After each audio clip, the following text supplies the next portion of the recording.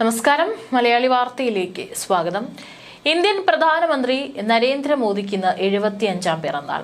ഗുജറാത്തിലെ മെഹ്സാനയിൽ 1950 സെപ്റ്റംബർ 17 ജനിച്ച മോദിയുടെ പിറന്നാളിനോടനുബന്ധിച്ച് രണ്ടാഴ്ചത്തെ വിപുലമായ ആഘോഷ പരിപാടികൾക്ക് കേന്ദ്ര സർക്കാരും BJPയും ഇന്ന് തുടക്കമിടും. വിവിധ പരിപാടികളാണ് രാജ്യത്തുടനീളം BJP സംഘടിപ്പിച്ചിരിക്കുന്നത്. ലോക നേതാക്കൾ പ്രധാനമന്ത്രിക്ക് പിറന്നാൾ ആശംസകൾ നേർന്നു. ഇന്ത്യയും US-ഉമായുള്ള മഞ്ഞുരുക്കത്തിന്റെ സൂചനകൾ നൽകി പ്രധാനമന്ത്രി നരേന്ദ്രമോദിയെ ഫോണിൽ വിളിച്ച് US പ്രസിഡന്റ് ഡൊണാൾഡ് ട്രംപ്. ഏതായാലും മോദിയുടെ പിറന്നാൾ ദിനത്തിൽ അത്തരമൊരു നീക്കം കൂടി ട്രംപ് നടത്തിയിരിക്കുകയാണ്. ഏതായാലും കഴിഞ്ഞ 2 ആഴ്ചകൾക്ക് മുമ്പ് US പ്രസിഡന്റ് ഒരുപാട് തവണ ഇന്ത്യൻ പ്രധാനമന്ത്രിയെ ഫോണിൽ വിളിച്ചപ്പോഴും ഒന്നും തന്നെ അദ്ദേഹം ഫോൺ എടുത്തില്ല എന്നുള്ള റിപ്പോർട്ടുകൾ ഉണ്ടായിരുന്നു. പക്ഷേ ഇപ്പോൾ അങ്ങനെയല്ല. ഒരുപക്ഷെ പിറന്നാൾ ദിനം കൂടി ആയതിനാലായിരിക്കാം US പ്രസിഡന്റ് വിളിച്ചപ്പോൾ മോദി ഫോൺ എടുക്കുകയും ചെയ്തിട്ടുണ്ട്. മോദി ഗംഭീരമായി ജോലി ചെയ്യുന്നുണ്ടെന്നും പിറന്നാൾ ആശംസകൾ നേർന്നുകൊണ്ട് ട്രംപ് പറഞ്ഞത്. ഇപ്പോൾ എന്റെ സുഹൃത്ത് നരേന്ദ്രമോദിയുമായി ഫോണിൽ സംസാരിച്ചിരുന്നു. അദ്ദേഹത്തിന് ജന്മദിനാശംസകൾ നേർന്നു. അദ്ദേഹം ഗംഭീരമായ ജോലിയാണ് ചെയ്തുകൊണ്ടിരിക്കുന്നത്. നരേന്ദ്ര, റഷ്യ-യുക്രൈൻ യുദ്ധം അവസാനിപ്പിക്കുന്നതിനുള്ള നിങ്ങളുടെ പിന്തുണയ്ക്ക് നന്ദി എന്നാണ് ട്രംപ് തന്റെ സമൂഹ മാധ്യമമായ ട്രൂത്ത് സോഷ്യലിൽ കുറിച്ചിരിക്കുന്നത്. കുറച്ചു ദിവസമായിട്ട് ഇന്ത്യയും അമേരിക്കയും തമ്മിലുള്ള താരിഫ് യുദ്ധം അത് എത്രത്തോളമാണ് എന്നുള്ളത് കൃത്യമായിട്ട് അറിയാം. ആ ഒരു സാഹചര്യത്തിൽ കൂടിയാണ് ഇത്തരത്തിൽ ഇന്ത്യൻ പ്രധാനമന്ത്രിയെ നരേന്ദ്ര എന്ന് വിളിച്ചുകൊണ്ട്, മൈ ഫ്രണ്ട് എന്ന് വിളിച്ചുകൊണ്ട് ഇപ്പോൾ ഡൊണാൾഡ് ട്രംപ് ഒരു പോസ്റ്റ് പങ്കുവയ്ക്കുന്നത് അക്ഷരാർത്ഥത്തിൽ എല്ലാവരെയും ഞെട്ടിച്ചിരിക്കുകയാണ്.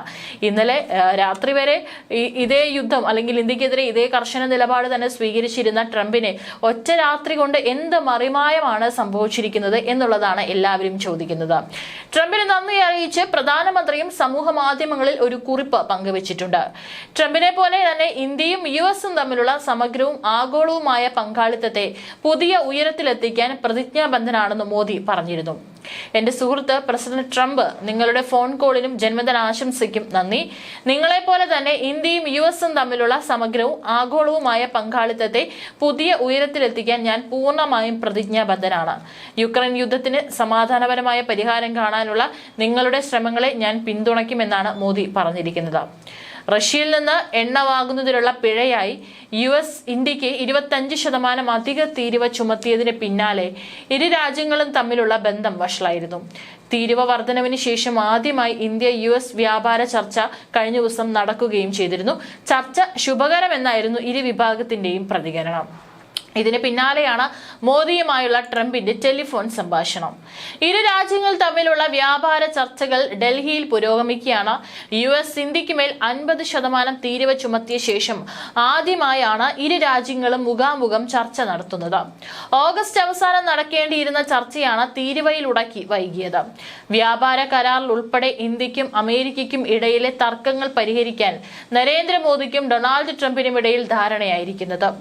തന്ത്രപ്രധാന ബന്ധം മുന്നോട്ട് കൊണ്ടുപോകുന്നതിൽ പ്രതിജ്ഞാബദ്ധമാണെന്നും യുക്രൈൻ യുദ്ധം അവസാനിപ്പിക്കാൻ ട്രംപ് നടത്തുന്ന നീക്കത്തെ പിന്തുണയ്ക്കുന്നുവെന്നും മോദി സംഭാഷണത്തിന് ശേഷം അറിയിച്ചിരുന്നു. ഓപ്പറേഷൻ സിന്ദൂറിന്റെയും വ്യാപാര കരാറിന്റെയും പേരിൽ ഇടിഞ്ഞ ബന്ധം മെച്ചപ്പെടുത്താൻ ഈ സംഭാഷണം ഇടയാക്കും. വ്യാപാര കരാറിൽ US വാണിജ്യ പ്രതിനിധി ദില്ലിയിലെത്തി നടത്തിയ ചർച്ചയ്ക്ക് ശേഷമാണ് ട്രംപ് മോദിയെ വിളിച്ചത്. അതേസമയം പ്രധാനമന്ത്രി നരേന്ദ്രമോദിയുടെ ജന്മദിനാഘോഷത്തിന്റെ ഭാഗമായി അദ്ദേഹത്തിന്റെ ചിത്രം പതിപ്പിച്ച 75 ഡ്രോണുകൾ വിന്യസിക്കാൻ ഒരുങ്ങി ഡൽഹി സർക്കാർ. മോദിയുടെ ജന്മദിനമായ ഇന്ന് ഡൽഹിയിലെ ത്യാഗരാജ സ്റ്റേഡിയത്തിലാണ് ഡ്രോണുകൾ വിന്യസിക്കുന്നതെന്നും സർക്കാർ ഉദ്യോഗസ്ഥർ അറിയിച്ചു. ഡൽഹി ഇന്ദിരാഗാന്ധി ഇൻസ്റ്റിറ്റ്യൂട്ട് ഓഫ് ടെക്നോളജിയിലെ വിദ്യാർത്ഥികൾ 75 പ്രത്യേക ഡ്രോണുകളാണ് വികസിപ്പിച്ചിരിക്കുന്നത്. സെപ്റ്റംബർ 17 ത്യാഗരാജ സ്റ്റേഡിയത്തിൽ നിന്ന് അവ പറന്നുയരും. ഈ ഡ്രോണുകൾ പിന്നീട് ഡൽഹി പോലീസിന് കൈമാറുമെന്നും ഓരോ ജില്ലയ്ക്കും 5 ഡ്രോണുകൾ വീതം അനുവദിച്ചിട്ടുണ്ടെന്നും പറഞ്ഞു. ഡ്രോണുകൾ പ്രവർത്തിപ്പിക്കാൻ വനിതാ കോൺസ്റ്റബിൾ ഉദ്യോഗസ്ഥർക്ക് പ്രത്യേക പരിശീലനവും നൽകിയിട്ടുണ്ട്. പ്രധാനമന്ത്രിയുടെ 75ാം ജന്മദിനത്തോടനുബന്ധിച്ച് 75 പദ്ധതികളും പരിപാടികളുമാണ് ഡൽഹി സർക്കാർ ലക്ഷ്യമിടുന്നത്. മോദിയുടെ പിറന്നാളിനോടനുബന്ധിച്ച് 2 ആഴ്ചത്തെ വിപുലമായ ആഘോഷ പരിപാടികൾക്ക് കേന്ദ്ര സർക്കാരും BJPയും ഇന്ന് തുടക്കമിടും. പിറന്നാൾ ദിനം പ്രധാനമന്ത്രി മധ്യപ്രദേശിലെ ധാർ ജില്ലയിൽ രാജ്യത്തെ ആദ്യ PM മിത്ര ടെക്സ്റ്റൈൽ പാർക്കിന് തറക്കല്ലിടും. മോദിയുടെ പിറന്നാളിന്റെ ഭാഗമായി BJP നേതൃത്വത്തിൽ ഇന്നു മുതൽ 2 ആഴ്ച രാജ്യമെമ്പാടും സേവാ പക്വാഡ, അതായത് സേവന വാരം ആചരിക്കും. മധ്യപ്രദേശിൽ പ്രധാനമന്ത്രി ഉദ്ഘാടനം നിർവഹിക്കും. രക്തദാന ആരോഗ്യ ക്യാമ്പുകൾ, ശുചിത്വ ദൗത്യങ്ങൾ, പരിസ്ഥിതി ബോധവൽക്കരണം, പ്രദർശനങ്ങൾ, സംഭാഷണ പരിപാടികൾ, വികലാംഗർക്കുള്ള ഉപകരണ വിതരണം, മോദി വികാസ് മാരത്തൺ, കായിക മേളകൾ, ചിത്രരചനാ മത്സരം തുടങ്ങിയവ സംഘടിപ്പിക്കും. 75 വയസ്സായതോടെ പ്രായപരിധി ചട്ടവും ദേശീയ രാഷ്ട്രീയത്തിൽ ചർച്ചയാകും. LK അദ്വാനി, മുരളി മനോഹർ ജോഷി തുടങ്ങിയ നേതാക്കൾക്ക് 75 വയസ്സ് പൂർത്തിയായപ്പോൾ വിശ്രമം നിർദ്ദേശിച്ച ചട്ടം മോദി സ്വയം നടപ്പാക്കുമോ എന്ന ചോദ്യം ദേശീയ രാഷ്ട്രീയത്തിൽ ചർച്ചയാകും. മോദിക്ക് പാർട്ടി ഇളവ് നൽകുമോ എന്നും 2029 പൊതു തെരഞ്ഞെടുപ്പിൽ നേതൃത്വം നൽകുമോ എന്നുമുള്ള സ്ഥിരീകരണത്തിനും അത് വഴി തുറക്കാം. എന്നാൽ അടുത്ത തെരഞ്ഞെടുപ്പിലും മോദി നയിക്കണമെന്ന പൊതുവികാരം പാർട്ടിയിലുണ്ട്.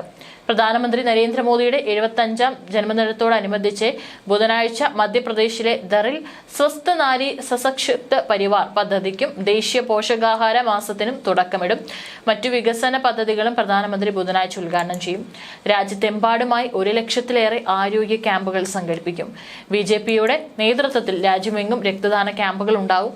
മോദിയുടെ നേതൃത്വത്തോടെ ആദരസൂചകമായി ജന്മദിനമായ സെപ്റ്റംബർ 17 മുതൽ മഹാത്മാഗാന്ധിയുടെ ജന്മദിനമായ ഒക്ടോബർ 2 വരെ BJP സേവാ പക്വാഡ ആചരിക്കുന്നു. പല സ്വദേശി മേളകൾ, മോദി വികാസ് മാരത്തൺ, വികസിത് ഭാരത് ചിത്രരചന മത്സരങ്ങൾ, മെഡിക്കൽ ക്യാമ്പുകൾ, ശുചീകരണ ക്യാമ്പുകൾ എന്നിവ ഇതിന്റെ ഭാഗമാണ്. ഡൽഹിയിലെ പദ്ധതികൾക്ക് ആഭ്യന്തരമന്ത്രി അമിത്ഷാ ബുധനാഴ്ച തുടക്കമിടും. പ്രധാനമന്ത്രിയുടെ മാതൃവന്ദന യോജനയുടെ ഭാഗമായി 10 ലക്ഷം സ്ത്രീകളുടെ ബാങ്ക് അക്കൗണ്ടുകളിലേക്ക് നേരിട്ട് പണം എത്തിക്കുന്ന നടപടിക്ക് ബുധനാഴ്ച മധ്യപ്രദേശിലെ ദറിൽ പ്രധാനമന്ത്രി തുടക്കമിടും.